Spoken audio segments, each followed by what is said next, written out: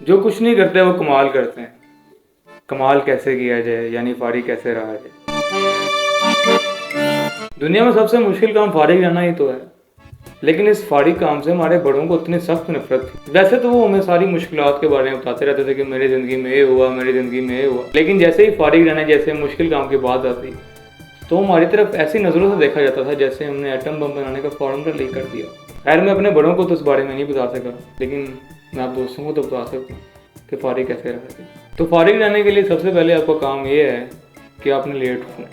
Late उठने का मतलब ये है कि आपको अपनी अम्मा अब्बा की तमाम डांट और बमा गालियाँ पड़ चुकी हों और आप अपनी डीठ पुणे की इस कदर मिराज पे हों कि आप उन तमाम जुमलों को एक तरफ रखते हुए अपनी आंखें बंद ही रखें। फिर बंद आंखों से आप घड़ी की जानिब देखें और उठने के बाद सबसे पहले अपना काम आपने ये करना है। जब दोपहर अपने अरूज पे हो, आपने फ़ोन पकड़ना है, व्हाट्सएप खोलना है, इंस्टाग्राम खोलना है, फेसबुक स्क्रॉल करिए जब तक आपकी उंगली नहीं टूटती।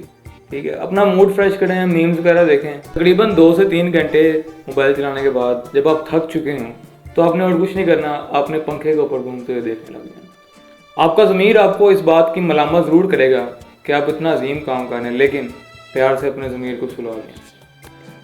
टेंशन लेने वाली बात है ही नहीं।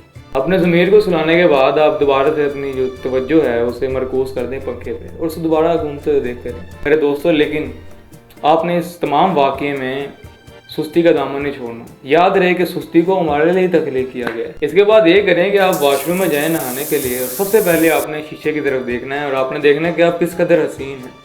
आपने अपना बेसिकली वक्त जो है वो ज़ाया करते रहना है, तब भी आप एक अच्छे वक्त ज़ाया करने वाले आदमी बन सकेंगे। फिर ही आपको टाइटल मिलेगा कि आप फारिग तरीन इंसान। दूसरी बात, घर वाले शोर करेंगे बेटे बाहर आओ, कब से अंदर बैठे हो, लेकिन घबराना नहीं है। वॉशरूम में सिंगिंग स्टार्ट कर देंगे। सिंगिंग के बाद कुछ देर मॉडलिंग करें और सुस्ती और काहली का दामन नहीं छोड़ते हुए आपने बाहर, जैसे ही वॉशरूम से नहा के बाहर आए, आपने भूख कर रोने लग जाना है कि भाई भूख लगी है, खाना दो, भूख लगी खाना दो। फाइनली आपकी बकवासियात के बाद आपके टेबल में खाना रख दिया जाएगा। आपने खाना खाना है और याद रहे सुस्ती का दामन नहीं छोड़ना। खाना खाना आहिस्ता आहिस्ता खाना है, आधा घंटा लगा के, और खाने में से नुक्स लाजमी निकालना है। खाना खाने के बाद आपने एक काम ज़रूर करना है। आपको नींद बहुत आ रही होगी तो आपने सिंपली दूसरे कमरे में जाना है और अपने आप को लॉक करके, दरवाजे को लॉक करके सो जाना है। ठीक है, सोने के बाद आपने इज़्ज़तदार तरीके के साथ शाम को उठना है। शाम तक आपके अब्बा जी भी घर आ चुके होंगे काम से, तो अपने अब्बा जी को नमाज की दावत देनी और कहना है मैं नमाज़ पढ़ने जा रहा हूँ। ठीक है, जाते हुए आपने अपनी छोटे भाई की खुदी पे चपेट लाजिम मांगनी है, क्योंकि ये आपका हक है और ये आप कोई नहीं छीन सकता। आपने नमाज़ पढ़नी है, नमाज़ पढ़ के मस्जिद से बाहर आना है और आपने घर बिल्कुल नहीं जाना। आपने अपने दोस्त को कॉल करनी है, उसे टाइम बता दें कि इस टाइम तू आ जा। आपने अपने दोस्त के साथ बाहर घूमने निकल जाना है और तब तक वापस नहीं आना जब तक आपकी तशरीफ़ सुनना हो जाए।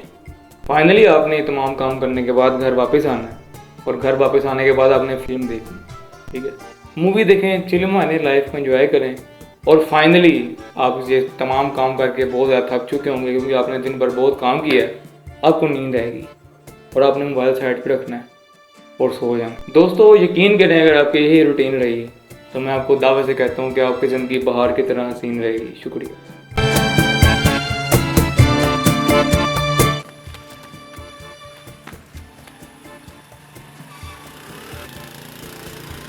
Too much मेहनत on shorts। जैसे ही आप बाहर आए, आपने भूख का रोने लग जाना है। भूख दो, खाना लगी है, भूख दो, खाना लगी है, नहीं खाना दो, भूख लगी है। तो ठीक है।